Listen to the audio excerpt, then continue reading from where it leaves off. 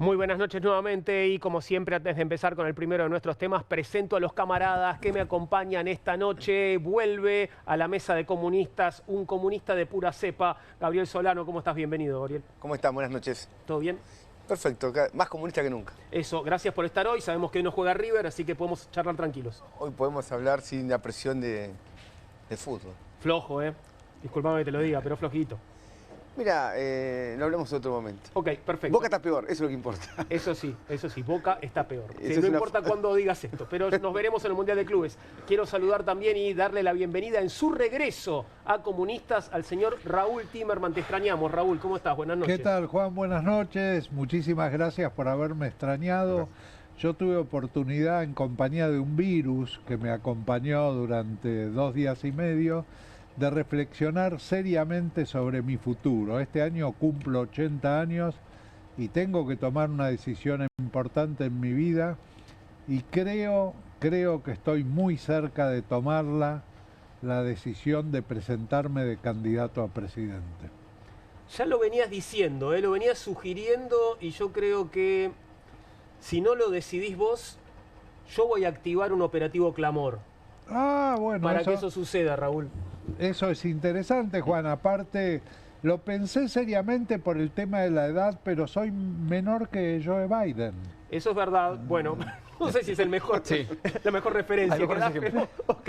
En fin, Agustín Rombola, buenas noches. ¿Cómo están? Buenas noches. Hola, Juan, comunistas queridos. La verdad es que vengo cansado porque la marcha del Garrahan al Ministerio de Salud fue muy larga. Nos vimos ahí, caminamos mucho. Pero una larga marcha. Una larga marcha al Ministerio de Salud, pero valió la pena porque nos encontramos otra vez con, lamentablemente, ¿no? Pero nos volvemos a encontrar con personas con las que pensamos parecido, por lo menos en lo que no queremos más para Argentina, en lo que no queremos más para la política y en la Argentina que todos soñamos, que de alguna forma todos queremos que se termine construyendo, que es, en principio, una Argentina en donde los médicos que están 10, 12 años estudiando y que curan de cáncer a los nenes de nuestro país, cobren lo que corresponde. Ojalá que la marcha de hoy haya servido para que el gobierno nacional recapacite y pueda reconocer el trabajo de los verdaderos héroes de esta nación.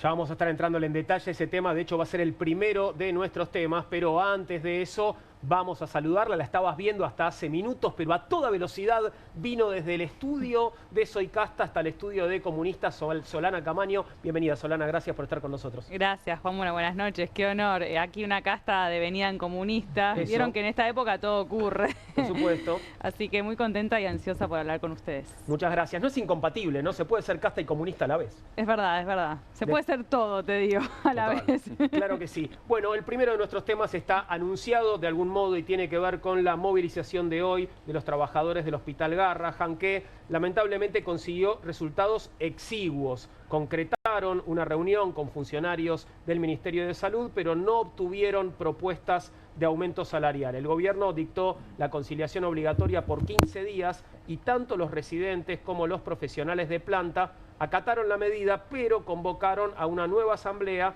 el próximo martes 3 de junio, con el fin de definir líneas de acción a la espera de un ofrecimiento o una audiencia. ¿Pasará algo de esto? Bueno, tengo aquí 2 camaradas en la mesa que estuvieron en la marcha de hoy, así que quiero que me comenten un poco sus impresiones y cómo lo vieron y qué te parece que puede llegar a pasar, Gabriel. Mira, la marcha fue realmente masiva. Estuvimos ahí, lo pudimos ver, fue muy importante. Ahora, lo que el gobierno hizo después de la marcha es negativo. Es muy negativo. Tuve la oportunidad de escuchar a la viceministra de Salud, que creo yo montó una provocación. Es claramente una provocación. Salió a decir que el problema de Garrahan no es que tiene poco presupuesto, sino que se lo gasta mal. Miente deliberadamente cuando dice que hay más empleados administrativos que profesionales de la salud. Es mentira. Salió a los trabajadores, dio los números. El gobierno los tiene los números. O sea, cuando dice lo que dice, es que miente, no que se equivocaron. Es para difamar un conflicto frente a la población. Después salieron a decir algo que yo no sé cómo lo quieren aplicar, que es aplicar una especie de cláusula de productividad en un hospital. Por ejemplo, una cláusula de productividad en una fábrica de salchichas, uno supone que quien hace más salchichas en un determinado tiempo tiene mayor productividad. ¿Cómo es la productividad teniendo un chico? ¿Cómo es? Ojo que uno puede Curate entender... rápido que tengo que curar a otro. Bueno, dale. Sí. cuando uno va a una obra social, se da cuenta cómo es la productividad. Tienen 5 minutos. Claro. Entonces el médico tiene ahí la indicación de que le pagan poco y tiene que tener cada 5 minutos a una persona. Si el tratamiento que tiene que tener requiere 15 minutos, no importa, la productividad son 5 minutos. Claro. Aplicar una noción de productividad a la salud no corresponde de ninguna manera. Y sobre todo un hospital que además se ocupa de patologías complejas. Muy complejas, difíciles de diagnosticar, difíciles de tratar, donde está la contención del chico, la contención de la familia del chico. Entonces, es una provocación. El gobierno dijo, no hay más presupuesto. Es más, ahora van a poner una especie de control en no sé qué cosa que no tiene ninguna importancia, cuando en realidad lo que tienen que hacer es aumentar el salario. Porque las denuncias son demasiado fuertes. ¿Cómo se puede entender que un profesional trabaje 68 horas por semana? No uno se trabaja 8 horas por día, son 40 horas por semana. Es más del 50% que la jornada laboral normal. Y cobra 790.000 pesos. Entonces el gobierno lo que quiere hacer, y yo estoy seguro de eso, es destruir el Hospital Garrahan. Y no es una cosa, ¿cómo te puedo decir?, paranoica. Es que están destruyendo tratamientos contra el cáncer, contra el HIV, contra enfermedades que estaban hasta cierto punto terminadas en Argentina, y se acaban de reunir el propio presidente de la Nación y el propio ministro de Salud con este Robert Kennedy Jr., que es el ministro de Salud de Trump, un afamado antivacunas, y dijeron, nos vamos todos de la OMS y armamos una OMS paralela de Trump y Milei, que es contra la salud pública de los países de Estados Unidos, de Argentina y del mundo. Entonces, esto es gravísimo lo que pasó. Entonces, yo creo que toda la población tiene que apoyar al Garrahan, y me doy cuenta que el gobierno tiene un problema, porque incluso he escuchado periodistas que están muy alineados con el gobierno, que tuvieron que decir, che, bueno, esto es una especie de límite. Claro, paremos acá. Paren, Sí. quizás aconsejando al gobierno que si ya pasa cierto límite, se les puede volver en contra. Y hoy hubo también, pasó un ratito, una marcha muy importante, déjame que lo diga, de trabajadores que atienden a las personas con discapacidad, Claro. de personas con discapacidad, de familias de personas con discapacidad. Había como 5.000 personas en el Congreso. Muy, muy importante. Esperando que se trate un proyecto de ley, que todavía no se trató lamentablemente, pero que me tocó escuchar. Venía mucha gente y me hablaba, me decía, che, mirá, de hacer esta denuncia. Personas que no cobran hace 6 meses. Me decía un trabajador de un acompañante terapéutico. Dice, yo acompaño todos los días a un chico 5 horas con un autismo severo. ¿Sabes cuánto cobraba?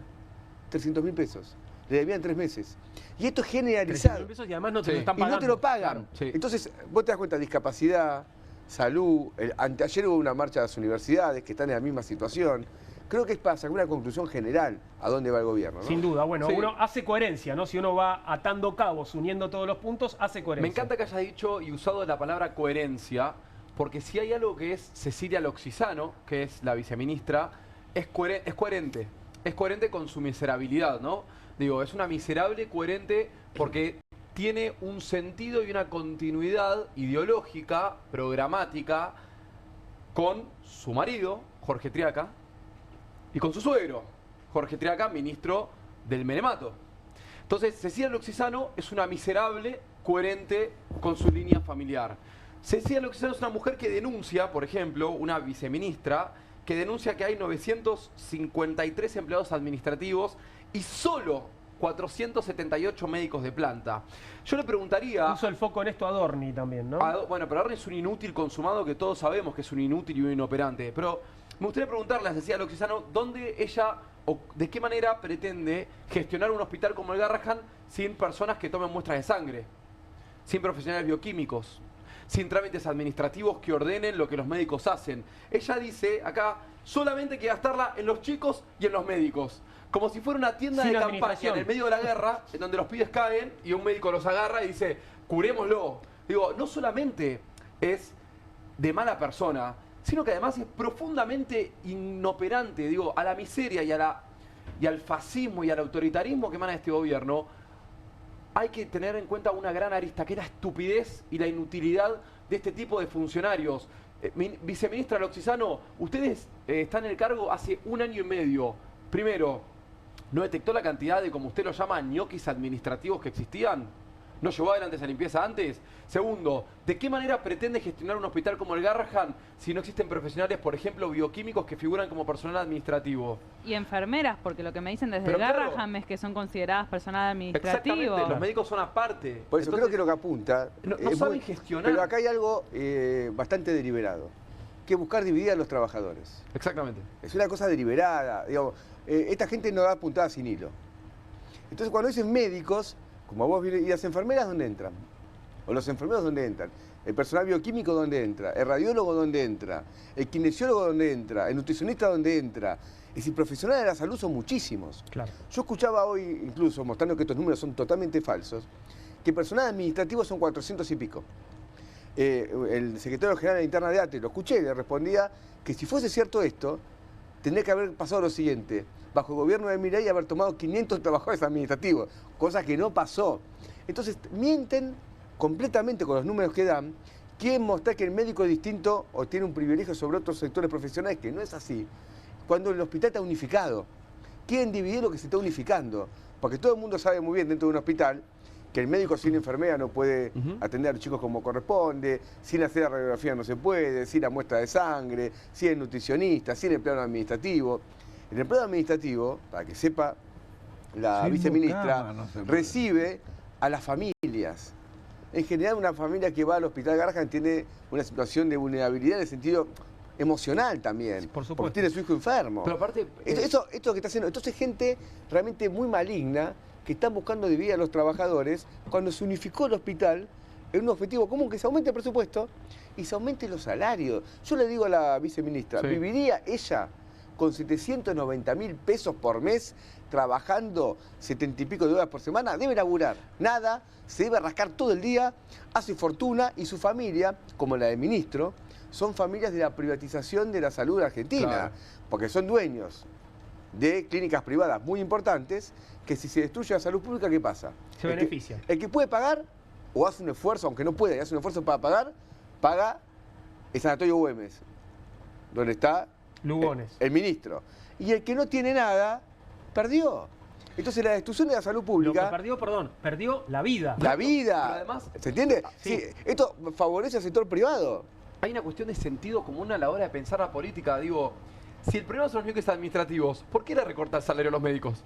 Porque el recorte que se estaba reclamando hoy era hacia el personal médico, no era ni siquiera el personal administrativo, con lo cual tampoco tiene sentido el ajuste que se termina realizando en el hospital Garrahan. Hay un montón de cuestiones que están mal pensadas, mal instrumentadas.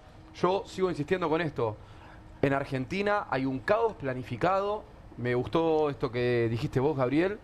Hay una intención de hacer enfrentar a trabajadores contra trabajadores, y lo que se busca es generar una situación de caos que, entre otras cosas, lleve a una baja participación en una elección, por ejemplo. Quiero que escuchemos a Dorni, porque vamos a escuchar después y vamos a ver a Gerardo Oroz, que le pedimos que responda de algún modo a las cosas que estuvo diciendo el vocero, pero Solana, igual, si querés intervenir antes de eso, bienvenido. Perfecto. No, me quedaba pensando que no solo mienten, sino que dan una respuesta técnica frente a lo que es una definición política, en realidad, Total. de vaciar el Garrahan, que atiende al 50% de los pacientes oncológicos niños en la Argentina, que realiza el 60% de los trasplantes pediátricos. Hay una definición de vaciar eso que es muy preocupante, y en relación a los trabajadores, también me parece que nos corresponde a nosotros organizarnos, porque también estamos fragmentados. Hay una movilización el jueves, otra el miércoles, otra el martes. De hecho, el miércoles que viene, ni una menos, que caía martes,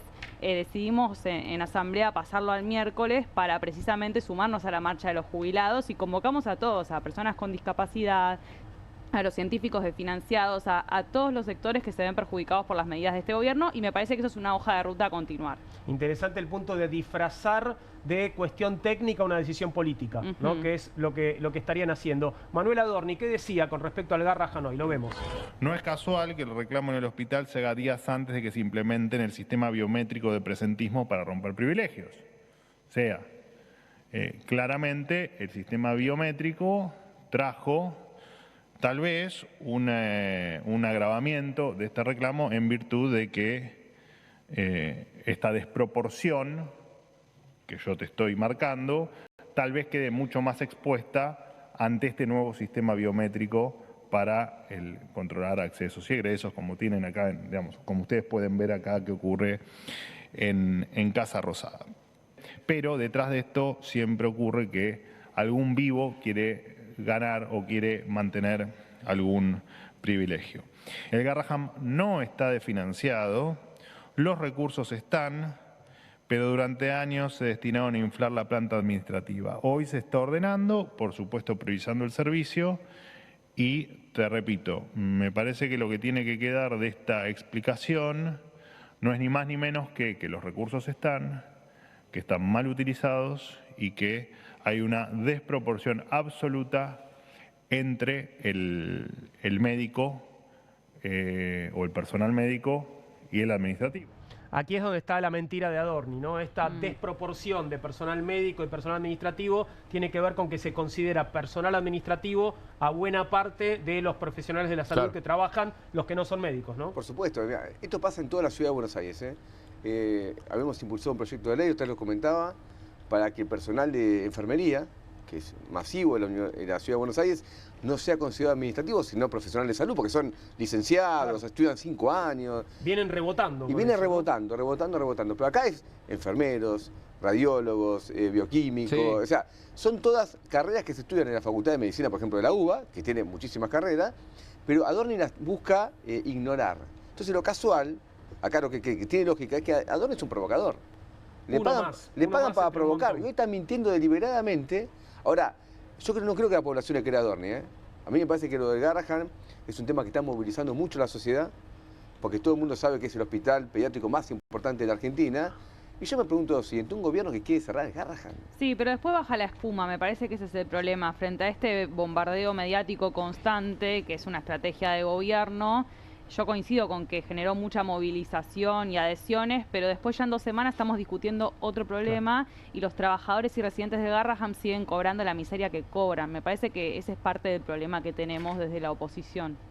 Claro, y por eso es que hay que unificar todas las manifestaciones, un poco lo que decías. Raúl, sí. Sí, en realidad, bueno, 2 cosas. Primero, el hecho de fraccionar a la oposición, digamos, lograr que se divida la oposición, esa pelea que decían trabajadores con trabajadores, forma parte de un proceso que se llama guerra cognitiva. Sería interesante traer al programa, invitar a algún experto en guerra cognitiva que nos explique qué es lo que está pasando, cómo se lleva a cabo, qué propósitos tiene, etcétera.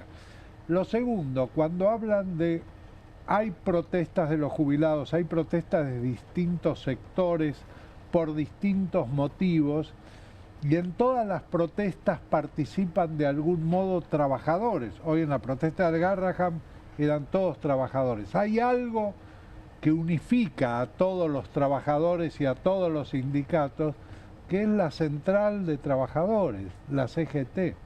Entonces, si se piensa en términos de que hay que buscar una respuesta unificada y masiva, hay que ir a la CGT, hay que reclamarle a la CGT, hay que exigirle a la CGT. Pero hay que reclamarle también a la CGT, la CGT no debería estar en todo caso. Bueno, pero si no está, hay que reclamarle. Bueno, es uno de los problemas que tiene la CGT, está manejada por un triunvirato con intereses diferentes, muy difícil de llevar adelante. Estas cosas no pasaban con la CGT de Ubaldini, con la CGT de Moyano, digamos, no pasaban este tipo de cosas, había un cierto criterio unificado.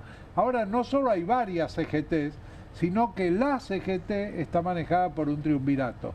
Y esa CGT no participa en la lucha de los trabajadores que se da todos los días, que sucede todos los días. Cuando ella dice hay que unificar el día, bueno, ahí tiene que aparecer la CGT. Antes de que sigamos, interesante el punto, pero no quiero que perdamos el hilo de lo que venía diciendo Adorni, porque tenemos la respuesta de Gerardo Oroz. ¿Se acuerdan? Si mirás el programa todos los días, lo tuvimos sentado aquí a Gerardo hace 2 días, ¿no? El lunes creo que estuvo con nosotros. Sí, el lunes. No, antes de ayer. El martes. Entonces, Gerardo Oroz es de AT Garrahan, lleva 13 años trabajando en farmacia en el Garrahan, estuvo con nosotros contándonos sobre la problemática del hospital y le pedimos que nos mande un video para responder a esto que está diciendo Adorni y lo que decía la viceministra de Salud. Esto nos dice Gerardo del Garrahan. Los trabajadores del Hospital Garrahan estamos impulsando una enorme lucha contra el gobierno que nos quiere llevar a salarios de hambre. Hoy en día tenemos salarios iniciales por debajo de la línea de pobreza y eso lógicamente afecta las posibilidades de atención. El recorte presupuestario afecta los salarios, los trabajadores, muchos de ellos se van, no son reemplazados y bueno, eso lógicamente resiente las posibilidades de atención, del mismo modo que la falta de presupuesto también se expresa en la infraestructura del hospital, recorte de medicamentos, recorte de insumos médicos y demás. En ese cuadro es que el ministro Adorni tuvo una aparición como las que nos tiene acostumbrado, una aparición planteando mentiras, planteando ridiculeces y sin ningún tipo de temor al ridículo, planteó que los trabajadores del Garrahan vamos al paro porque no queremos que seamos controlados con el control biométrico, cosa que no es así, o sea, no es la razón por la cual estamos yendo a una medida de fuerza, todo lo contrario, digo, el punto que tenemos los trabajadores es que defendemos nuestro puesto de trabajo, defendemos la calidad de atención que se brinda en el hospital y al mismo tiempo también el ministro se encargó de atacar a los administrativos, planteando que los administrativos hoy en día son un número de 900. Eso es falso, es mentira. Hoy los administrativos son 400 compañeros en un hospital que, para que nos demos una idea, son más de 6.500 trabajadores. Bueno, ese ataque lo hace en función de crear un mensaje, de crear un sentido en la población de que hay muchos ñoquis en el Hospital Garrahan y que los ñoquis somos los que estamos saliendo a reclamar. Bueno, el único ñoqui acá es Adorni, quien se ha encargado de poner a todas sus familias, parientes, amigos, todo lo que pudo dentro del Estado. Y bueno, no es casual que sea un 29 de mayo el día que el ñoqui Adorni se haya encargado de atacarnos. Nosotros obviamente vamos a rechazar esas declaraciones y vamos a continuar con la lucha reclamando por aumento de salarios y reclamando por una salud pública de calidad. Impecable la respuesta de Gerardo Oroz, se la agradecemos mucho. Lo que me resulta muy triste es que la verdad es que hoy, ¿qué discurso circuló más? ¿El de Adorni que vimos recién o este de Gerardo? Digo, ¿cuánta gente consumió lo que dijo Adorni y estará repitiendo tal vez como loro lo que dijo Adorni? ¿Y cuánta gente sabe la verdad, que es la que dice Gerardo, ¿no? Yo tuve que hacer un trabajo minucioso porque sabía que estaba diciendo una pavada, pero de buscar, digo, nosotros porque nos dedicamos a esto, y ahí telefoné en el Garrahan, me enteré, pero es lo que vos decís, seguramente muchas personas no se enteraron. Y sobre lo que dijo de los medicamentos, el año pasado conocí el Garrahan por una nota y una cosa que me llamó mucho la atención fue la fila larga que había en un sector que era precisamente para pedir medicamentos y lo que decían es que los habían recortado. Una cuestión muy cruel también por parte de este gobierno. Sí, pero me parece un gobierno que no se limita a no tomarle pelo a la gente. En medio mitad del presupuesto para el Garrahan, lo escuchamos al presidente decir que iba a hacer una película, no me acuerdo, creo en Alemania. Una obra de teatro en el muro de Berlín. En el muro de Berlín, sí. Y que lo que gane por eso lo iba a donar a Garrahan. El gobierno cobra impuestos a la población, con esos impuestos que cobra recauda dinero y eso tiene que ser reinvertido, por ejemplo, en la salud. Así que no hace falta que haga ninguna película, Milei. Sí, pero no hace falta que haga ninguna estupidez que exceda su función. Digo, ahora, ya alcanza con las que hacen su función. Déjame decir dos cosas. Uno, subsanar un error que tuve recién. Me lo marcó un amigo que está viendo el programa. Dice, no se olviden de los trabajadores sociales, que cumplen un papel muy importante en el sistema de salud, muy importante, y que también no son administrativos, son gente que estudió, son trabajadores sociales. Ojo, también, todo bien con los administrativos, pero aparte de trabajador social, no se lo puede contar como un administrativo. Y Adorni lo hace. Primer tema. Segundo, lo de la CGT, una reflexión. El otro día, cuando estuve la semana pasada en el programa, ustedes pasaron el videito de Daer. Sí, claro. Que salía de la Casa Rosada. De encontrarse con el jefe del gabinete. Y le preguntaron, ¿van a hacer un paro? No hay clima. Yo hoy estuve en el Garrahan y hoy estuve en el Congreso con las personas que tienen discapacidad y sus trabajadores. Ayer no pude estar, pero hubo una marcha de los trabajadores científicos de CONICET. Una marcha de universitarios. Venimos una marcha enorme en Catamarca. ¿Que no hay clima? No creo. En la CGT no hay clima. Claro. Pero cuando uno va a la calle, empieza a ver que hay mucha bronca. Hay mucha bronca. Entonces, la idea que no hay clima me parece que es una CGT que mira para otro lado, porque tiene sus propios intereses, sus propias prebendas, sus propios acuerdos con el gobierno, pero no es lo que uno puede palpar en la calle. Para nada. Por eso cuando uno va, por ejemplo, a una marcha de jubilados, cantan los jubilados, le enseñamos a CGT cómo se pelea. Es el canto de la calle, es donde está que no se ve esa gloriosa CGT. Es Pero- el canto de la calle. ¿no? Pero casi todos los miércoles son pocos, Gabriel. Bueno, son pocos porque vos pensás lo siguiente también. O sea, yo tengo mis viejos, son personas ya grandes. Si me dicen, voy a la marcha de jubilados, mucha gente, escuchame, Sí. 80 y pico de años. A lo mejor vos como hijo no querés que vaya. Claro, o te, Claro. o te voy a acompañar. O te lo acompañás, o te acompaño. claro. Sí, obvio. Porque realmente, ¿por qué se hace esa medida represiva tan, pero tan, ¿cómo se puede decir? Obscena. Porque vos, cuando vos ves que hay 300 jubilados y 2000 policías, más que para un partido de River Boca, vos decís, no es necesario ni siquiera para reprimir. El objetivo es preventivo. Es que la gente diga, yo quiero apoyar esto, pero no me animo a ir. Es un hecho intimidatorio de la población, es de intimidar al pueblo argentino, que si vos osás acompañar a los jubilados, te cagan a palo. Entonces creo que el objetivo, en cierto punto, es una debilidad del gobierno también. Sí, claro. Es mostrar una especie de escenario de guerra para que la gente no se Totalmente. anime a salir. Además, no hay no debe haber frase más de derrotista y triste, sobre todo viendo de la CGT, ¿no? Pero que digan que no hay clima Si no renunciar. para un paro, digo.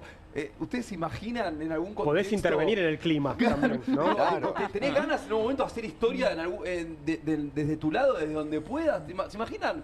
No sé, yo por ahí, porque tengo la historia esa más a mano, me imagino a Alfonsín diciendo, no hay, mire muchacho, no hay clima para discusión a Junta, la verdad es que está fuerte. Y que la verdad que no había Fuerzas mucho Armadas, clima. No había mucho clima, ¿viste? Lo dejamos para más adelante. La verdad es que es extraño pensar en esta lógica política de la dictadura de las consultoras, ¿viste? De los sometidos al focus group. Esto de, mirá, a mí me pasa mucho con diputados nacionales, estimo que a vos, Gabriel, también. Mirá, me encantaría, pienso igual que vos, pero mirá las encuestas, boludo. No puedo decir nada porque me mata mi... Bueno, hermano, entonces o sea, ponía el conclusión, las condiciones se crean. en la banca. Las condiciones se crean, no es un Exactamente. elemento pasivo. No son dadas. No, digamos. más cuando uno dirige algo tan importante como la CGT. Si vos sos un ciudadano de a pie que no tiene poder, admito ese razonamiento. Absolutamente. Cuando vos dirigís una estructura como la CGT, no podés ser un observador pasivo y un analista. Sos un factor. Bien, hablamos del clima, seguimos hablando del clima social, ahora con Raúl Timerman, que trae algunas encuestas muy interesantes que tienen que ver con la problemática. Esta primera, de hecho, plantea la pregunta, ¿cuál cree que es el principal problema del país? Y estamos viendo en pantalla un despliegue de líneas de colores complejísimo, así que vamos a tener que explicar esto con calma, sin apurarnos. Raúl, ¿de qué se trata esto? Bueno, la pregunta es simple. Esta es una encuesta a nivel nacional, son 1.600 casos. Se le pregunta a la gente cuál cree que es el principal problema del país. La línea verde superior, digamos, La que esto está ahora avanza más de arriba. izquierda a derecha, sí. La verde más clarita. Esa verde más clarita es corrupción.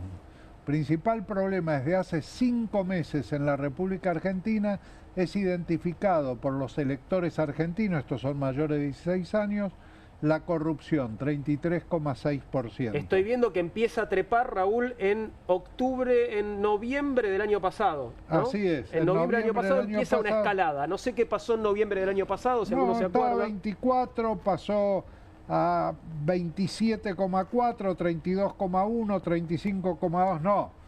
Pasa un fenómeno, a medida que cae la inflación, Sí, empiezan a aparecer otros. Claro. La corrupción siempre estuvo en ese nivel, ahora empieza a escalar y se empieza a destacar y de pronto aparece en el medio el fenómeno Sube Libra. 10 puntos entre diciembre y febrero, Claro. según el gráfico, y ahí pasa Libra. Exactamente, y si el último mes cayó un poco de 38,3 a 33,6 es debido a que pasó el efecto Libra. El efecto Libra lo que consiguió es que se identifique corrupción como problema no solo por parte del antiperonismo, que ha sido clásico.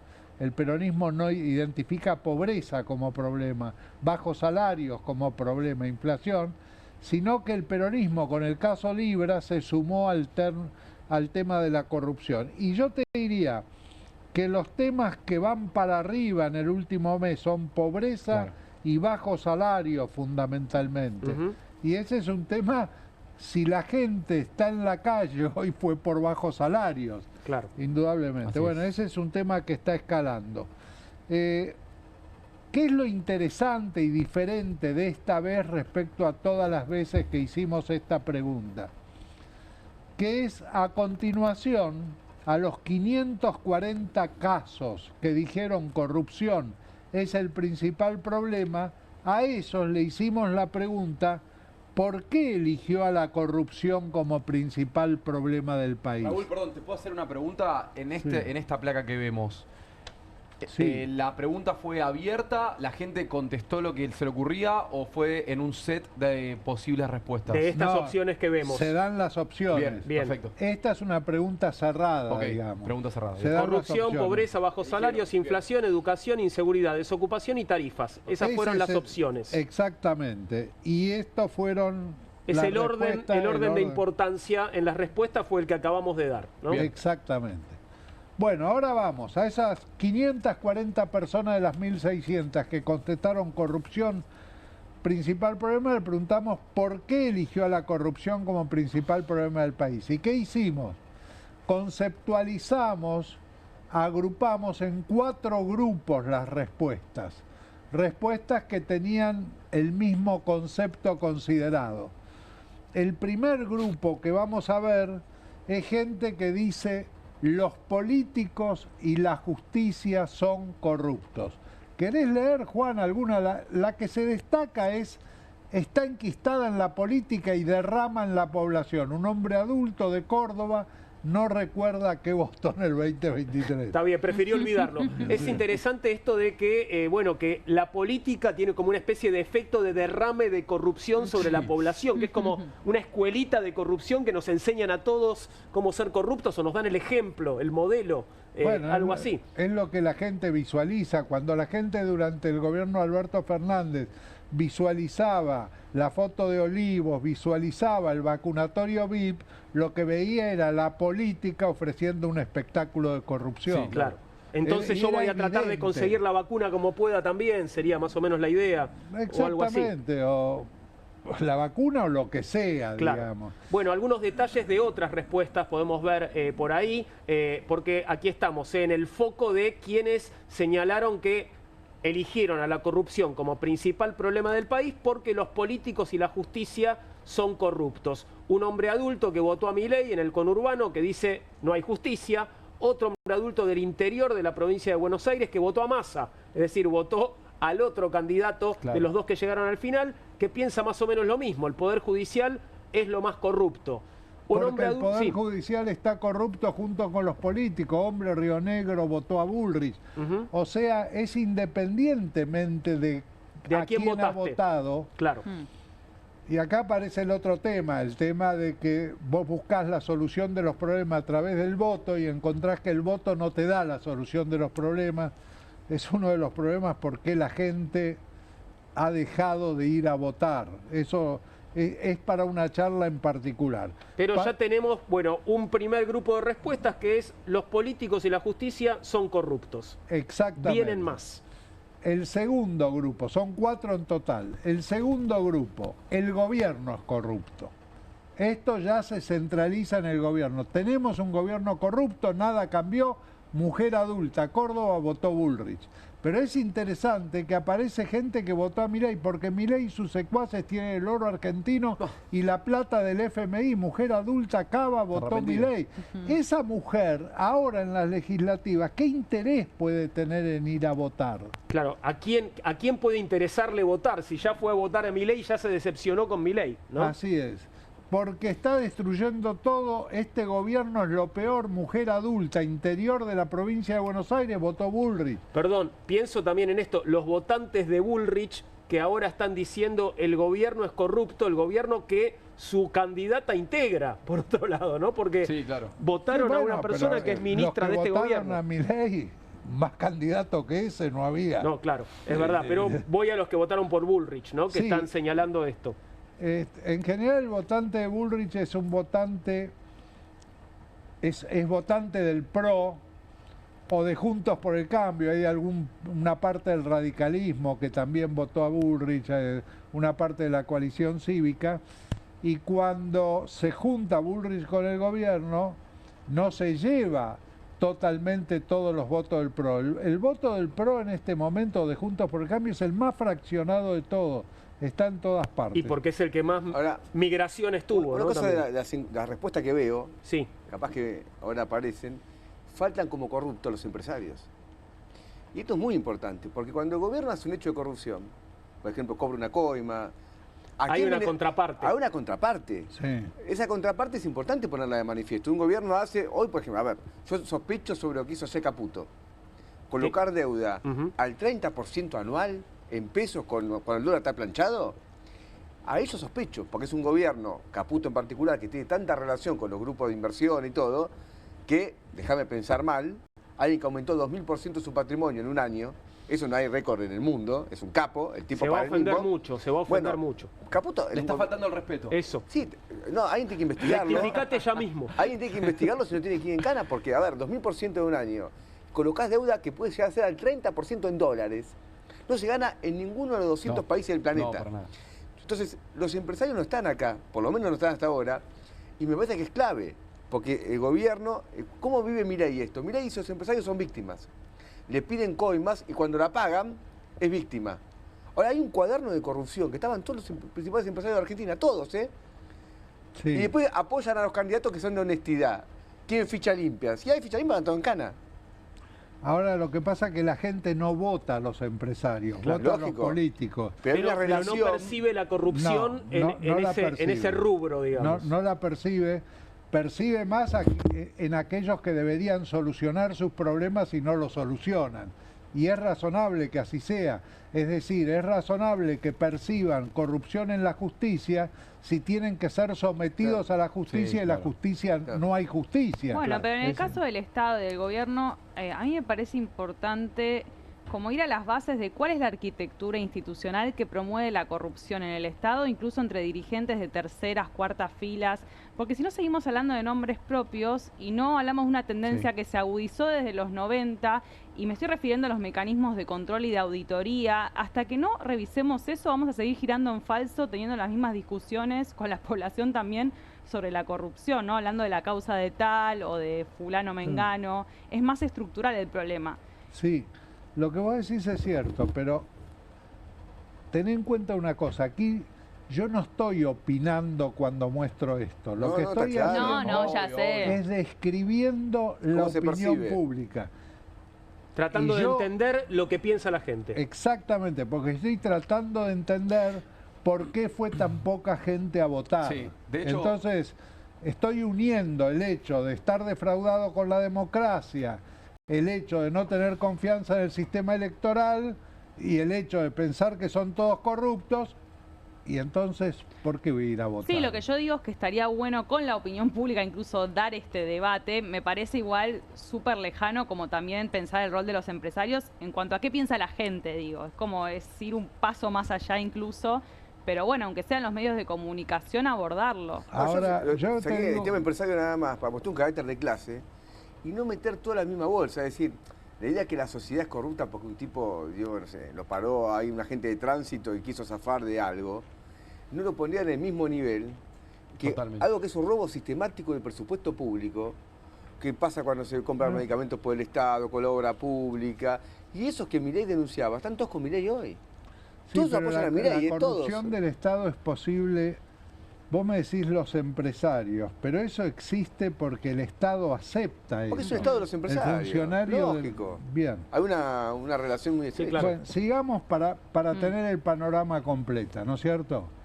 Lo otro es el kirchnerismo es corrupto.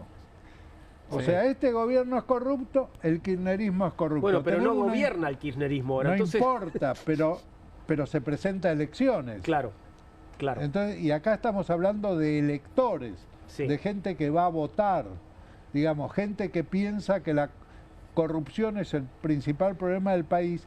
Eso es independiente, esto se mantiene constante independientemente de quién gobierna. Claro, lo que pienso, Raúl, es que si pensás que la corrupción es el principal problema del país porque el kirchnerismo es corrupto, tendrías que tener la esperanza, en todo caso, de que deje de ser el principal problema del país, dado que el kirchnerismo no está gobernando y además, bueno, no le está yendo bien en las elecciones. Pero son los...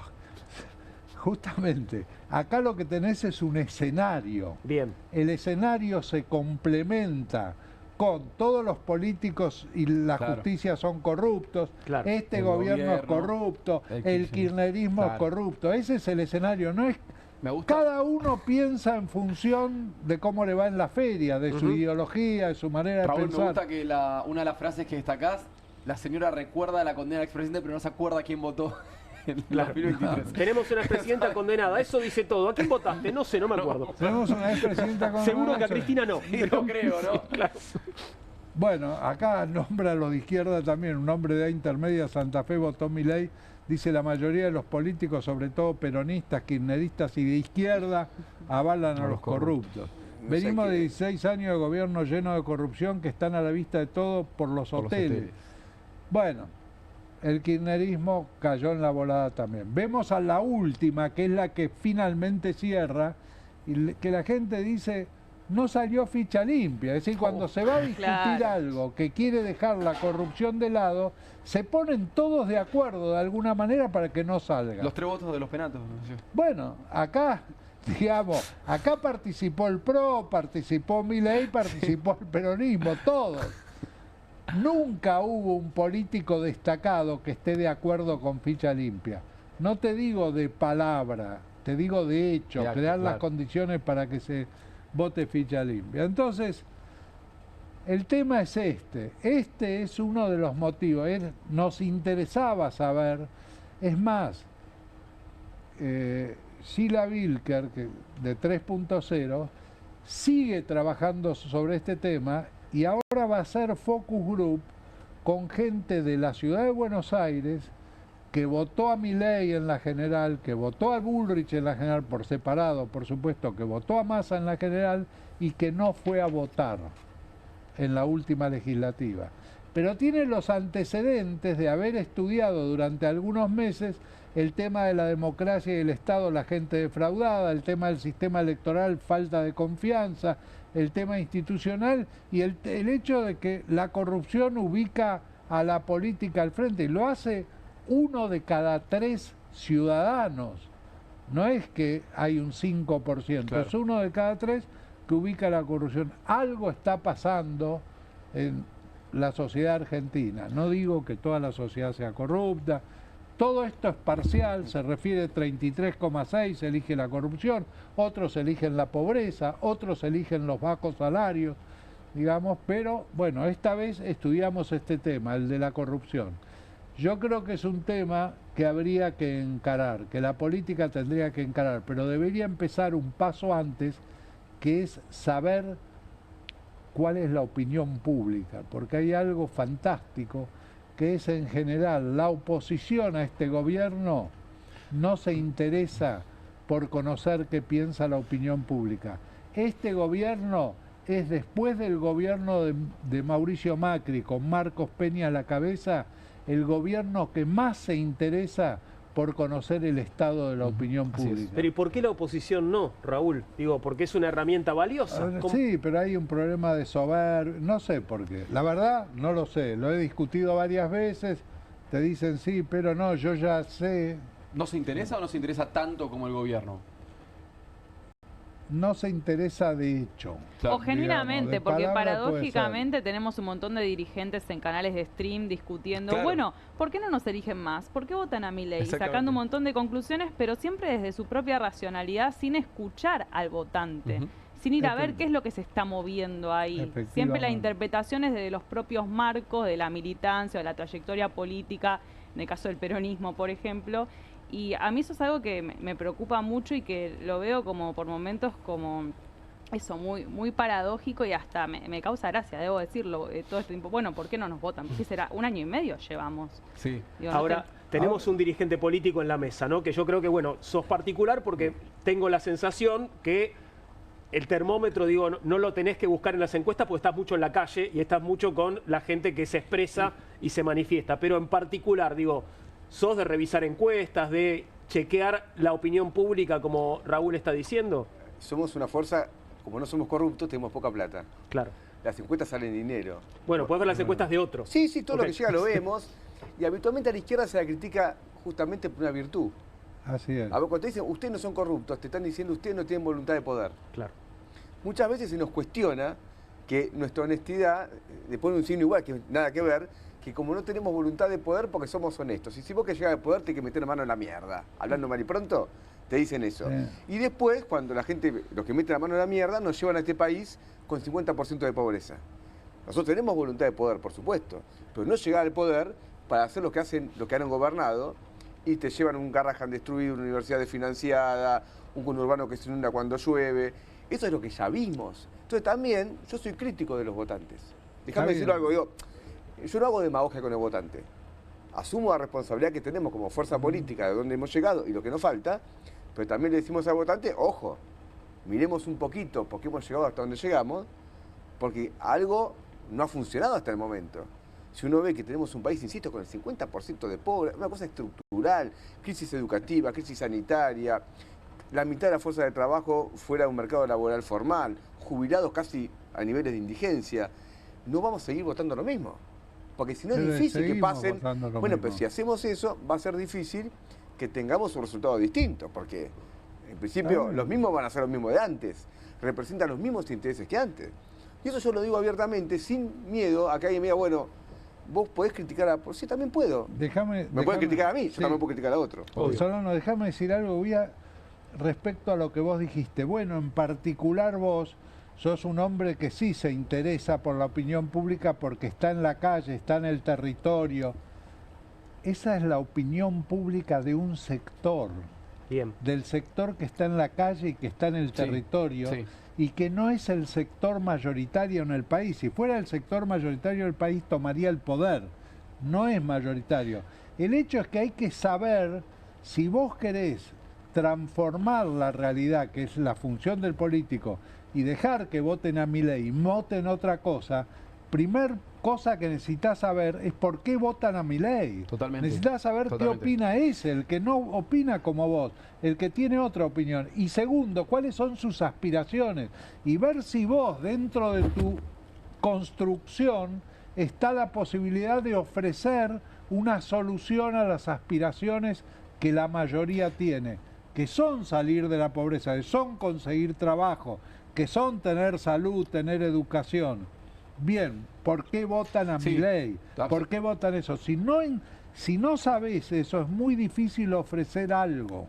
Además, eso también es cierto. El problema me gustó y coincido con lo que decía Solana, porque me pasó lo mismo. Esto de hay que escuchar a los votantes, hay que pensar en qué hemos fallado.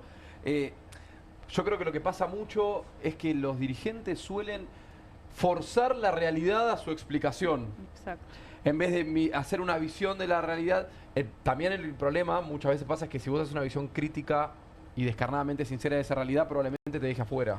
Probablemente te deje fuera de una elección. Decía, mirá, macho, por ahí vos ya no tenés que ser más candidato. Claro. Por ahí es hora de renovar la generación de dirigentes de tu organización política. Quizás sea hora de replantear el sujeto social de tu organización política y quizás ese replanteo de sujeto social te lleve a la extinción de tu partido, de tu grupo, de tu organización. Y creo que ese es el problema. En mi opinión hay una bisagra, un cambio en las lógicas políticas y en la cultura política de la Argentina que va a llevar, sin lugar a dudas, no sé si a la extinción, pero sí a la reconfiguración de un montón de espacios políticos, y creo que ese salto va a dejar afuera a un montón de gente que hoy se pasea por los streamings diciendo hay que escuchar a la gente y pensar qué dijeron, y que simplemente lo que hacen es acomodar esos discursos para uno mismo. Me queda una precisión. Y ya termino con esto. Digo, lo otro también es cierto. La gente quiere educación, salud y desarrollo productivo.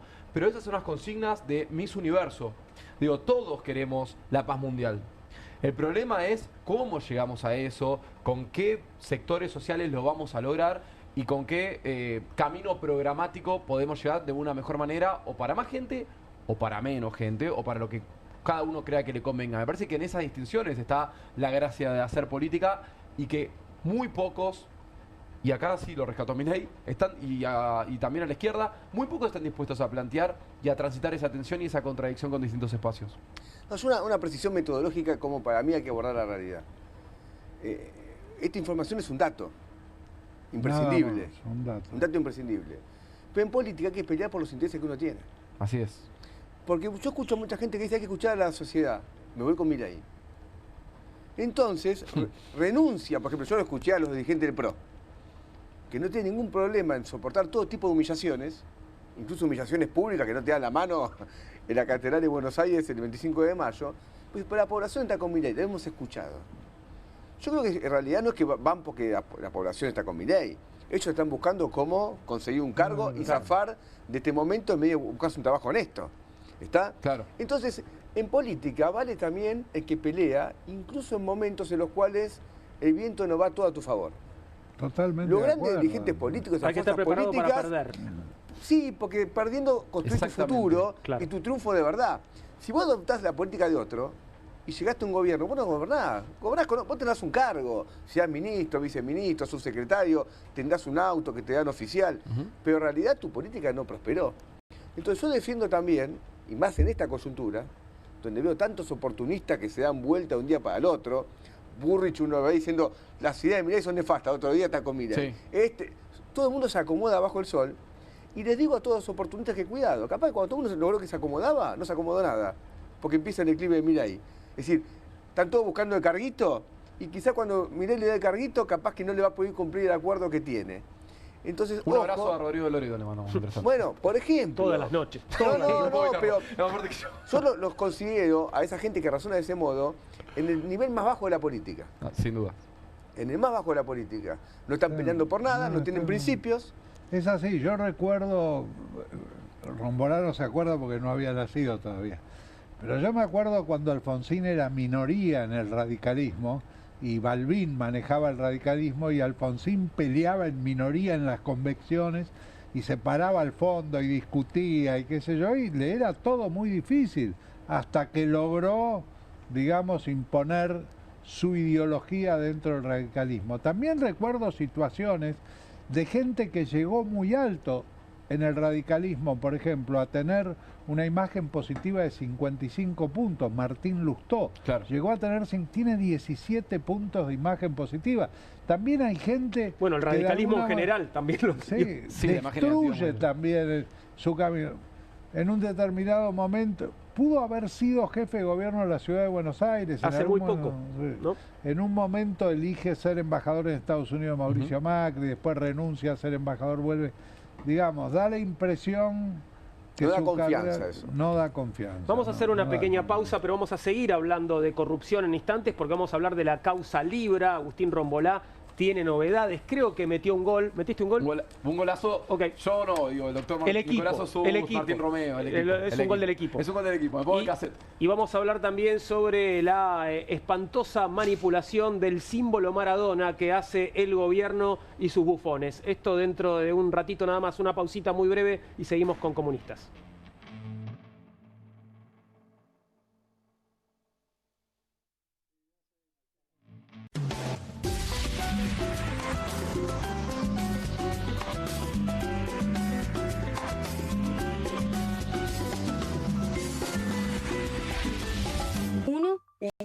Dos. Bueno, dale, arranca. ¡Pará! ¡Mike! ¿Van a hacer el video con el inodoro con manchas de sarro? Pero si siempre uso lavandina. Eso no lo remueve. ¿Por qué no probás limpiando con Harpic? Que llega a los rincones más difíciles eliminando por completo el sarro y desinfectando. ¡Vamos! Para cualquier desafío que te dé el inodoro... Nada mejor que Harpic. Córdoba es tan fácil de llegar y tiene tantas opciones que muchos la llaman la capital de escapadas todo el año. Sí, un destino preparado para que conectes con la naturaleza cuando quieras. O metas un fin de detox para recargar con el aire sanador de las sierras. Un lugar para hacer sierra office en la semana y aprovechar para armarte un fin de largo. Hacer deporte, comer realmente como te mereces, brindar con un gran vino. O vivir Semana Santa pero visitando a un santo de verdad. Un lugar preparado para que puedas disfrutar todo el año. Vení a Córdoba. Disfruta más fácil. ¿El dolor de garganta arruinó tu día? Confía en Strepsils para darlo vuelta. Su doble efecto actúa de manera local, aliviando el dolor y la inflamación en tan solo 2 minutos. Y con un efecto duradero de hasta por 4 horas. Decile chau al dolor de garganta con Strepsils. Bonobón presenta su nuevo chocolate. Con la textura irresistible de las galletas y el relleno único de Bonobón, combinado con nuestro mejor chocolate. Lo vas a amar. Probá también el nuevo Bonobón Coco. Cremosidad que enamora. Las casas usan diferentes perfumes. Eligen oler a café en la mañana, a veces a ropa recién lavada y otras a madera. Pero cuando quieren oler a limpio, eligen Prosenex. Sentí el perfume de la limpieza. Prosenex, limpieza que se siente. Nueva Saladix extra picante. Posta, picarán más que las otras.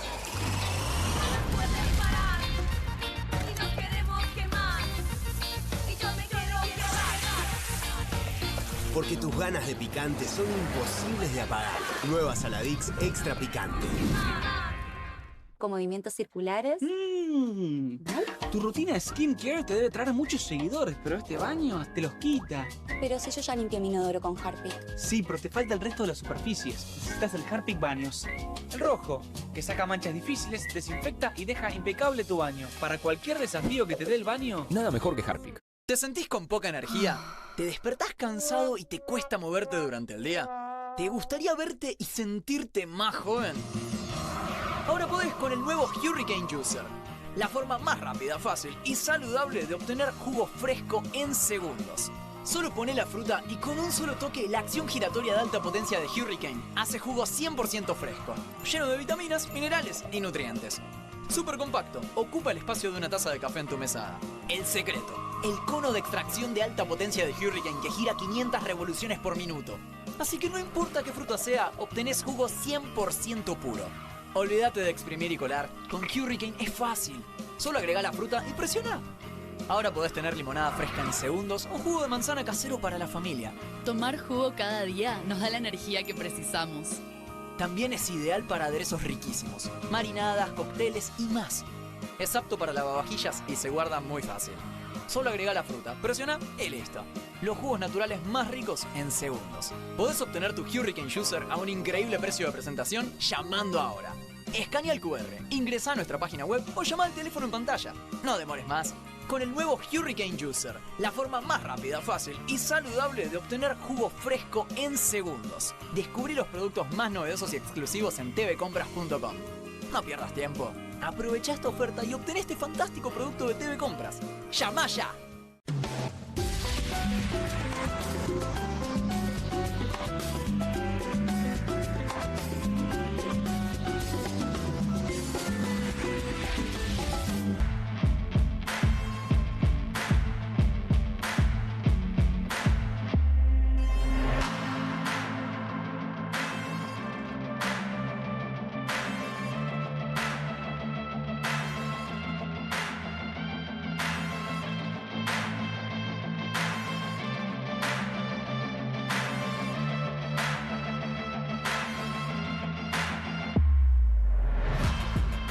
Aquí estamos de vuelta, son las 21:31, estamos haciendo Comunistas en la pantalla de Bravo TV. Muchas gracias a todos los amigos y amigas que están comentando en el chat de nuestro canal de YouTube, porque, bueno, parece que ahí está el club de fans de Raúl Timerman, por otro lado. No me digas, ¿sí? Pues me voy a presentar. Las nenas de Raúl, ya tenemos, ya se va armando, que no se ponga celosa Cristina, estamos bien. No te preocupes. Pero, bueno, así está la cosa. Vamos a meternos con el tema Libra, porque se produjeron novedades en los últimos días y tenemos a alguien aquí que ha tenido que ver también con esto. La justicia de Estados Unidos ordenó bloquear 2 cuentas vinculadas a la estafa de Libra. Se trata de Team Wallet One y Milei Kata, que alojan 55 millones de dólares. A mí después cuando sumo me da un poquito más, pero bueno, el proceso en Estados Unidos apunta contra el supuesto empresario Hayden Mark Davis, su hermano y su padre, el empresario Julian P. de Keep Protocol y Benjamin Chow de Meteora. Tanto P como Hayden Mark Davis se habrían reunido con Javier Milei meses antes del CryptoGate. La billetera Team Wallet One aloja 13 millones de dólares, mientras que Milei Kata tiene 44,5. A mí esto me está dando 57,5. Hay 2 palos y medio que alguien se estaba robando cuando contamos 55. Millones, sí, casi 60 millones de dólares. Este oficio nosotros lo sacamos el 12 de abril. Y bueno, obviamente esto se tramita vía Cancillería, un exhorto que llega a la empresa que emite, digamos, el dólar cripto. Y una parte puede ser congelada porque obviamente la otra está en unas criptomonedas que por su propia tecnología no tiene trazabilidad, digamos, ¿no? Bien, esta plata que se congeló es plata que estos tipos ganaron con la estafa. Así es, esta plata es más o menos el 60%, 55% de lo robado. y como bien dijiste, está en 2 billeteras virtuales, como las de MP o cualquiera de esas, que las tiene ahí Hayden Davis, que son también las que, no sé si se acuerdan, en una entrevista que hizo al principio del escándalo, Hayden Davis dijo: Javier Milei, te doy 24 horas para que me digas qué hacer con esta guita. Tengo toda esta plata. Es la misma plata que también cuando se conforma la Comisión Investigadora Libra, que después naufragó con el famoso 14-14 que Esteban Paulón cuenta en este programa, también se transfirió $1 centavo de esa cuenta hacia otras billeteras virtuales como una forma de amenaza velada, ¿no? Como, mirá, Javo, que puedo mover esta guita donde yo quiera.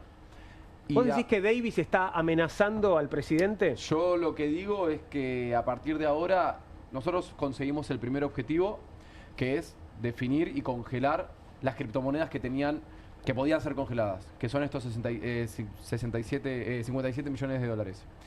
El siguiente paso es la trazabilidad.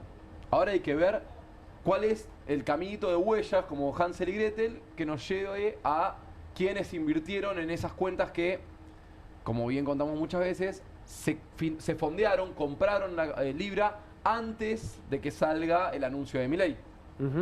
Esas cuentas son las que nos van a llevar directamente al que proveyó la información privilegiada mediante la cual pudieron hacer la compra de vuelta de una criptomoneda que se llamaba Libra. No se llamaba ni Milei, ni Conan, ni Karina, ni Yuyito, a pesar de que muchas estaban guardadas esperando para el lanzamiento, para un segundo lanzamiento. En este caso, lo que ahora nos convoca y nos está preocupando, bueno, nos está ocupando, porque ya sacamos también la solicitud de medidas de prueba, es de dónde sale la plata con la cual se fondean estas compras. Porque ahí nosotros sospechamos que sí puede ser con la tuya contribuyente. ¿Ah, sí? ¿Cómo sería eso? Vamos a ver ahora, dependemos de los exchange. Hay algunos muy conocidos, pero bueno, hay otros que son simplemente dedicados para que los ladrones, los corruptos y los estafadores compren criptomonedas y puedan blanquear esa plata, pero hay algunas que no, y a partir de esas cuentas que tienen directamente un vínculo con un documento nacional de identidad, porque operan como cualquier banco, podemos saber no solamente esa trazabilidad de esa persona, sino también con qué otras billeteras virtuales estuvo interactuando en el pasado. Y eso nos va a permitir tener indicios para decir quién se benefició de la información privilegiada y quién invirtió y bueno, cayó en la estafa, o hay muchos que también compraron y ganaron plata de manera limpia. Claro. Pero no es la... O sea, limpia sería sin haber tenido información privilegiada. Claro, yo vi el tuit de Milei, compré, y cuando vio que subí, como soy conservador, me bajé antes, la ganancia, la vendí, y hay algunas personas que les pasó, son la minoría. Estamos hablando de cómo avanza la causa en Estados Unidos. Esto que describías es todo en la justicia de Estados Unidos. No, ¿no? No. A ver, okay. Esto es una medida, es así, cuando uno libra un oficio para una empresa extranjera, lo que pasa es que tiene que ir vía exhorto. El exhorto es un juez le dice a otro juez de otro país: che, hay clientes que están interesados en que pase algo con respecto a esta causa que involucra, en este caso, una empresa, puede involucrar también a un organismo público. Bueno, lo que hizo en este caso María Servini fue liberar el exhorto, que pase por Cancillería, todos los trámites, y que caiga al juzgado, a un juzgado de Nueva York, y que ese juzgado de Nueva York emita el oficio yanqui para la empresa que contiene... O sea que la causa está avanzando aquí y allá. La causa está avanzando aquí y allá, así es. Así es. Ahora, ojalá que tanto el fiscal Tayano como la jueza Servini empiecen a acelerar también, no solamente en los tiempos, sino en el contenido de la investigación, para que podamos saber la verdad. Esto es muy importante porque es un paso más cerca de la verdad, de quién formó parte. También tenemos que ver el registro de visitas y tenemos que ver, sobre todas las cosas, cuál fue el grado de participación del presidente de la Nación, que, como siempre decimos, amigos, amigas, el tuit fue el negocio. Sin ese tuit, Libra seguía valiendo 0,0000001. Con el tuit yo voy a valer 5,20, que es como si vos me das $1000 ahora al segundo cero y te los vendo al pico, te devuelvo $5 millones. Esa es la cuenta en 3 horas. Bueno, a partir de ahí resta ver quién se benefició de eso, quién tuvo suerte y quién estafó a millones de personas alrededor del mundo, entre los que se encuentran miles de argentinos. Es importante esto, porque el gobierno está lanzando este discurso. No, esto solo afecta a algunos yanquis millonarios. Mentira. En nuestra demanda, en la demanda de otros abogados que también intervienen con otras causas dentro del proceso judicial, hay muchos argentinos damnificados y sobre todo a ellos, y sobre todo por la investidura presidencial, que para mí sigue significando algo a pesar que la detente Javier Milei, vamos a llegar al fondo de la verdad. Nadie dijo nada, esto es una noticia de ayer, nadie en el gobierno dijo nada al respecto, ¿no? Nadie se expresó sobre este tema, no. Lo ignoraron completamente. Lo ignoraron completamente y lo van a seguir ignorando completamente porque, como bien marcó Raúl antes, le pega a la base de Javier Milei. Porque los que compraron y los que... Yo hablé con decenas de pibes que fueron damnificados por la estafa Libra y todos son votantes de Milei. No hay ninguno que me haya dicho, no, yo banqué a Massa. Porque cuando...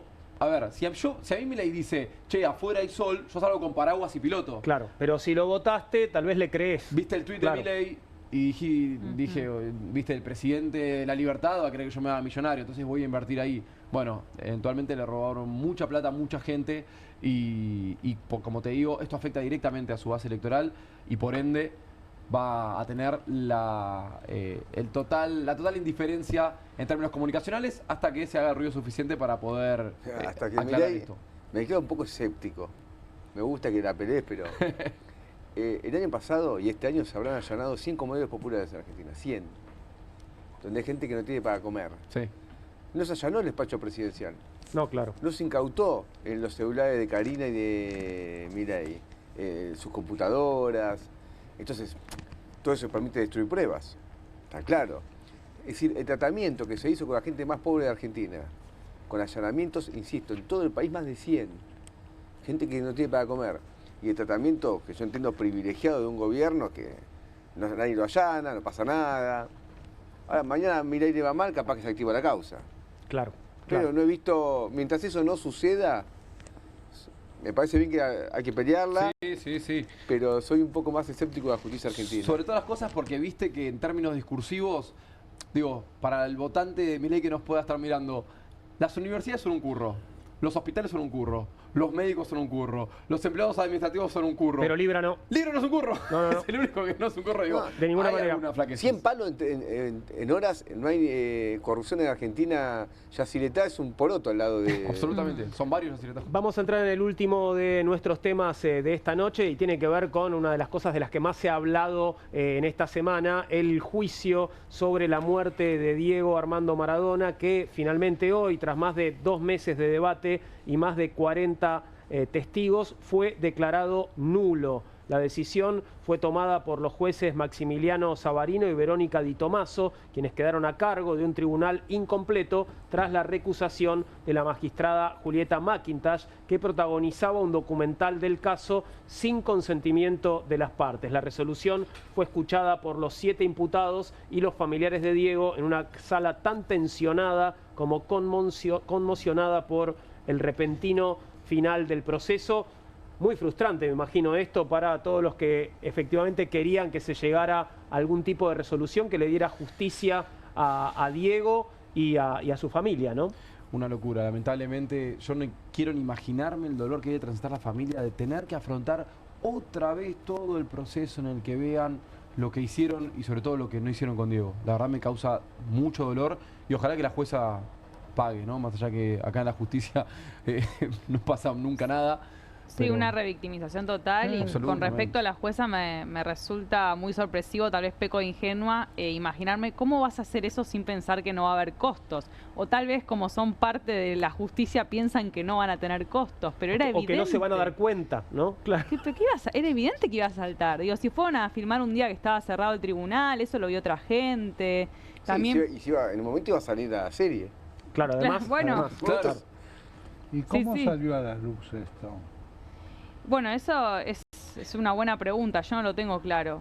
Filtraron yo hasta sabía. En un momento empiezan a aparecer las cámaras de seguridad. Lo primero, al menos que se vio en medio, fueron las imágenes de las cámaras de seguridad que tomaban los momentos en los que la jueza, entiendo, un domingo, por el pasillo con las cámaras atrás. desfilaba entrando, ¿no?, a los tribunales, subía y bajaba las escaleras. Y en un momento llamó la atención, lo que leí, ¿no?, que dentro de la sala misma había gente filmando. Este es el otro elemento que me parece... ¿Cómo están filmando? ¿Quiénes son estos que están filmando?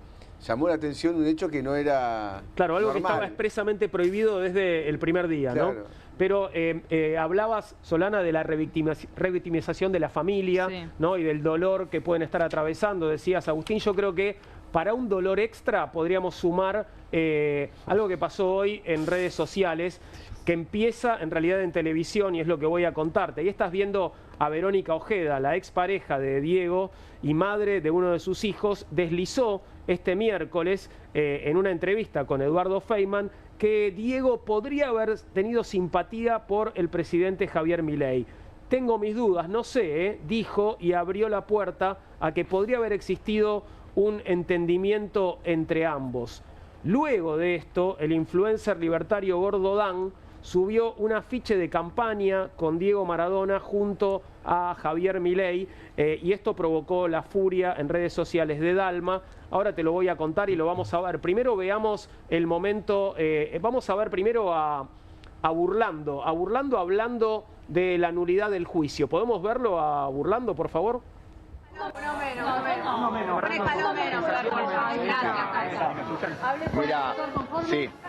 Mira, conforme con lo que pasó, pero uno no puede ocultar ni la angustia que tienen Dalma y Yanina. Tuvieron, a medida que se leía la resolución, fue tremendamente criteriosa, vale la pena, no lo había dicho, hay que decirlo. Están de cara realmente a una gran ausencia después de casi 5 años de justicia, ¿no? Entonces el reclamo, tanto de Dalma y de Yanina y como de toda la familia, es justicia, que venga y que llegue lo antes posible para poder, de alguna manera, dar vuelta a este capítulo que no le va a generar mucho en cuanto a alivio, pero creo que deben y merecen terminar este duelo de alguna manera con esta página. La idea es, si se sortea rápidamente un tribunal, que esto va a pasar seguramente en horas, tratar de con los titulares, con los miembros de ese tribunal, y que todo esto, dado el gran conocimiento que tienen todas las partes del expediente, podríamos hacerlo de una manera express y podríamos tener el juicio por el asesinato de Diego Armando Maradona, tal vez con sentencia antes de fin de año. Creo...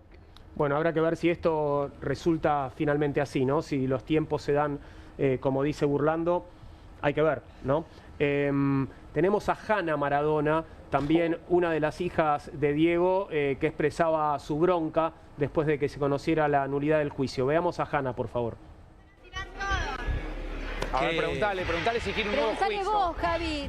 Preguntale. Juicio. ¿Querés un nuevo juicio? Va a volver a retomarse el juicio. Punto.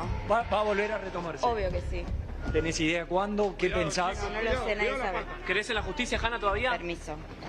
¿Querés en la justicia, Hanna? Creo en la justicia. ¿Cómo calificás la actuación de la jueza? ¿Qué te dio? ¿Vergüencia, impotencia? ¿Qué te dio? Bronca. ¿No querés compartir cuidado los audios de lo que sucedió hoy? Tengo bronca, corta. Tengo bronca, los odio. Epa. Hanna, ¿vos vas a creer que hay justicia? ¿Va a haber justicia para Diego? Obvio, para eso estamos acá. Cuidado. Gracias. ¿Y sabés cuándo o cuándo crees que puede pasar esa justicia? Bueno, sí, le preguntan cosas que obviamente Hanna no puede responder, sí. ¿no? Bastante respondió. Ahora, perdón que vuelva al clip anterior, pero qué innecesario lo de Verónica Ojeda.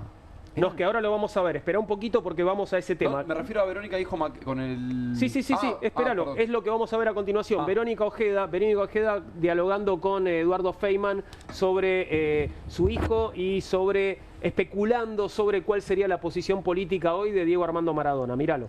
Gracias por la deferencia. Gracias, Eduardo. Gracias a vos y gracias por el respeto de siempre. No, por favor, no me agradezcas nada. Abrazo. Gracias. Bueno, chau, Diego. saludos. Chau, Dieguito. Bye. Chau, bebé. Chau, chiquito. Quiere conocer a Milei.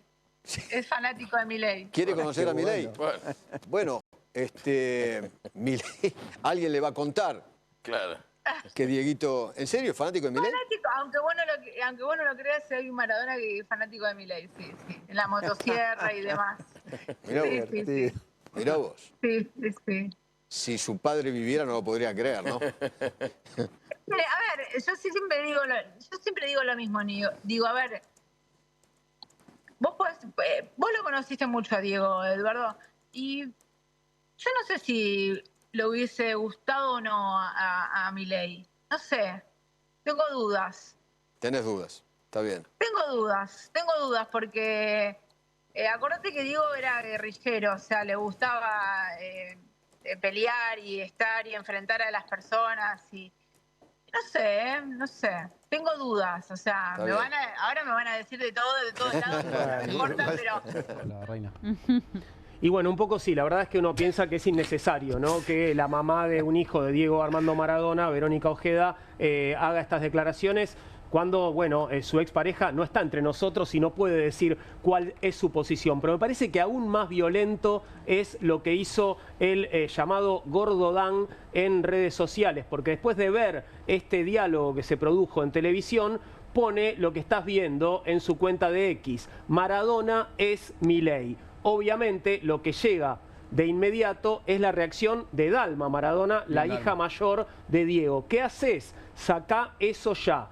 Cada respuesta de El Gordo Dan demuestra que puede seguirse subiendo la apuesta en cuanto a ser más estúpido y más miserable. Dalma, mi fuente es Verónica Ojeda. Yo le creo todo. El uso de las mayúsculas del Gordo Dan es otra marca de violencia. Le creo todo a Verónica Ojeda porque ella lo conocía más que nadie. Háblenlo entre ustedes y lleguen a un acuerdo. Gordo Dan, no le podés decir a la hija de una persona que la expareja lo conocía más que nadie. Es demasiado violento, sobre todo cuando esa persona está muerta.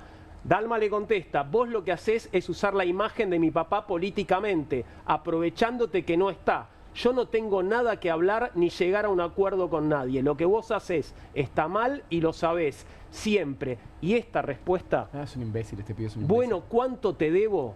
¿Qué? No, o sea, es un imbécil, pero es un miserable. Sobre todo, y bueno, y obviamente...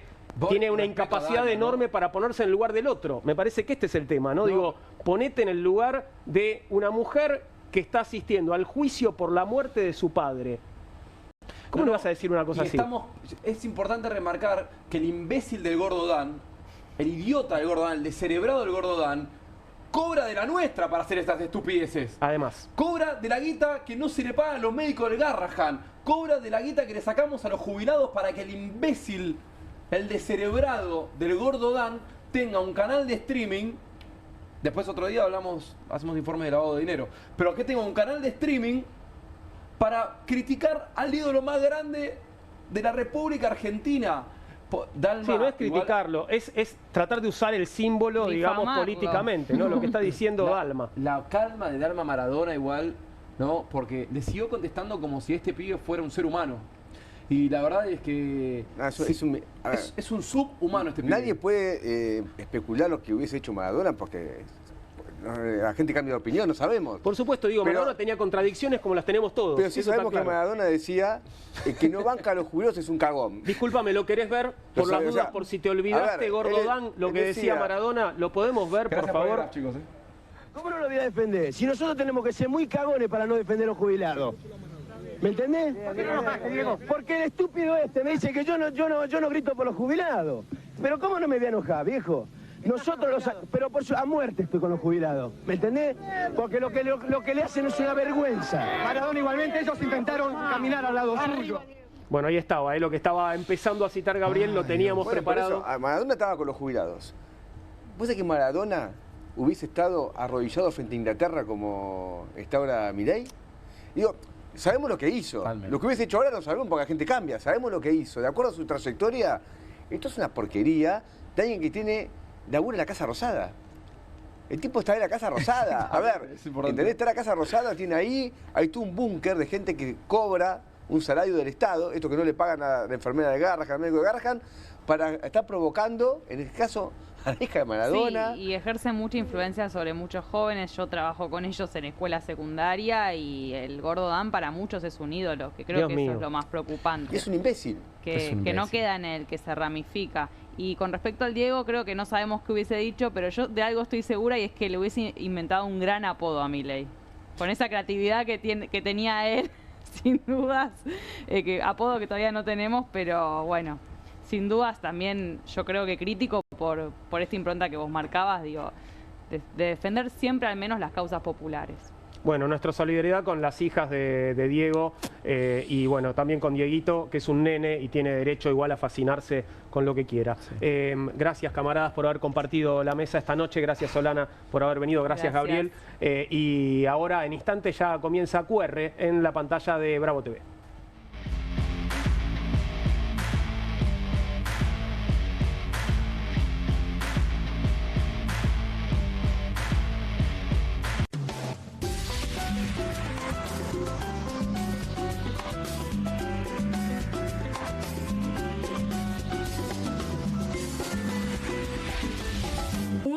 Dos. Bueno, dale, arranca. ¡Pará!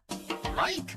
¿Van a hacer el video con el inodoro con manchas de sarro? Pero si siempre uso lavandina. Eso no lo remueve. ¿Por qué no probás limpiando con Harpic? Que llega a los rincones más difíciles eliminando por completo el sarro y desinfectando. ¡Vamos! Para cualquier desafío que te dé el inodoro, nada mejor que Harpic. Tiene las nuevas Mogul Jelly Beans. Ah, vos querés las nuevas Mogul Jelly Beans. Sí, las... Jelly Beans. Esas. Míralas. Obviously.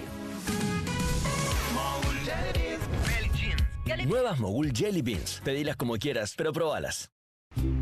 Las casas usan diferentes perfumes. Eligen oler a café en la mañana, a veces a ropa recién lavada y otras a madera. Pero cuando quieren oler a limpio, eligen Prosenex. Sentí el perfume de la limpieza. Prosenex. Limpieza que se siente.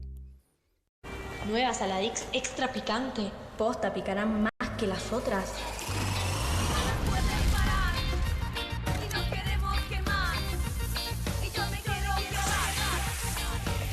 Porque tus ganas de picante son imposibles de apagar. Nueva Saladix extra picante. ¿El dolor de garganta arruinó tu día? Confía en Strepsils para darlo vuelta. Su doble efecto actúa de manera local, aliviando el dolor y la inflamación en tan solo 2 minutos. Y con un efecto duradero de hasta por 4 horas. Decile chau al dolor de garganta con Strepsils. Con movimientos circulares. Tu rutina de skincare te debe traer muchos seguidores, pero este baño te los quita. Pero si yo ya limpié mi inodoro con Harpic. Sí, pero te falta el resto de las superficies. Necesitas el Harpic Baños. El rojo, que saca manchas difíciles, desinfecta y deja impecable tu baño. Para cualquier desafío que te dé el baño, nada mejor que Harpic. Presentamos LifeWatch, el increíble y nuevo reloj inteligente que pone todo al alcance de tu muñeca, con funciones que se seleccionan con un toque en la pantalla. Toca la pantalla para medir tu nivel de oxígeno en sangre. Toca otra vez para medir tu ritmo cardíaco. Toca la pantalla para medir tu presión arterial. Responde o realiza llamadas directamente desde tu reloj. ¿Me escuchás bien ahora? Fuerte y claro. Es el compañero perfecto para adultos mayores. ¡Ayuda! ¡Me caí! Su modo deportes cuenta tus pasos, la distancia recorrida, las calorías que quemás cada vez que caminás. Activa la función Shake para abrir la cámara de tu teléfono y tomarte selfies o fotografías cronometradas a la distancia. ¿Perdiste el teléfono? Encontralo rápido con LifeWatch. LifeWatch incluye un cargador magnético con USB y su batería dura 7 días con una sola carga. Y además de estar protegido del polvo y las salpicadoras, el mejorado LifeWatch 3 es sumergible hasta una profundidad de 10 metros. El LifeWatch es un reloj inteligente que puede trabajar solo o con cualquier teléfono celular para medir y monitorear funciones corporales críticas y tomar registro de tu actividad física para ayudarte a mejorar tu salud y cuidar tu peso. Llama en los próximos 10 minutos y podrás tener tu LifeWatch 3 en un precio especial de promoción. Así es, el increíble y nuevo LifeWatch 3 a un super precio. Consulte también a nuestros operadores por las bandas inteligentes Smart Bands a un precio absolutamente increíble. Escanea el QR, ingresa a nuestra página web o llama al teléfono en pantalla. No demores más, descubrí los productos más novedosos y exclusivos en tvcompras.com. No pierdas tiempo, aprovecha esta oferta y obtén este fantástico producto de TV Compras. ¡Llama ya! Hay una casta superior que es los periodistas que si mienten, calumnian, injurian y dicen cualquier cosa. ¿Tenés ahí los nombres de los periodistas que tengo que meter en cana? No nos tomamos esto a la joda, como esos periodistas mentirosos. Y dentro de la cancha vale todo, que la vayan a buscar, la tienen adentro. Soy una bandera de la batalla cultural, pero los imbéciles con déficit de IQ doméstico, ¡ay, no, miedo! Mientras que las imbéciles de los periodistas... ¿Sabes la cantidad de periodistas que tengo para mandar a la hoguera? Las mentiras de los medios. Y periodistas ensobrados, operadores, basuras. No me venga con que son inocentes. No digo que sean tan malos como los periodistas. Digamos, raya el mal gusto propio de cerdos. Creo que es una ofensa decirle periodista así. Milei odia al periodismo. Nosotros amamos al periodismo. Suscríbete a perfil.com.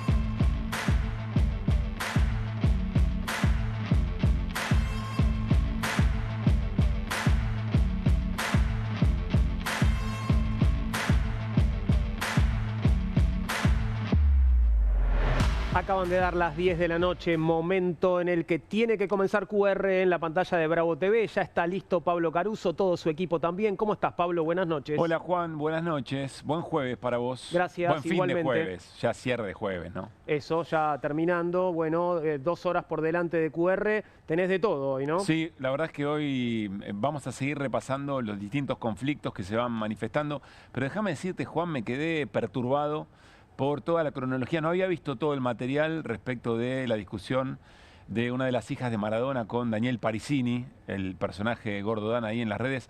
Me parece todo muy preocupante, me provoca mucho rechazo, pero te confieso que a veces no sé, porque está claro que salen a provocar, a marcar una agenda, a llevarse la mirada, y no sé hasta dónde esas cosas se contestan, hasta dónde se dejan pasar y naturalizar, ¿viste? Bueno, claramente Dalma lo tenía que contestar, ¿no? Sí, por supuesto. Se entiende perfectamente la reacción de Dalma. Lo que no se entiende, lo que me parece nosotros no podemos entender es cómo después de que la hija de la persona a la que estás manoseando, que es un símbolo además para todos los argentinos, te pida que retires una publicación, no lo hagas. O sea, ¿qué tan miserable tenés que ser? Sí, ¿y qué hacemos con esa miserabilidad? Que al mismo tiempo nos damos cuenta que es una manera de hacer política de esta gente.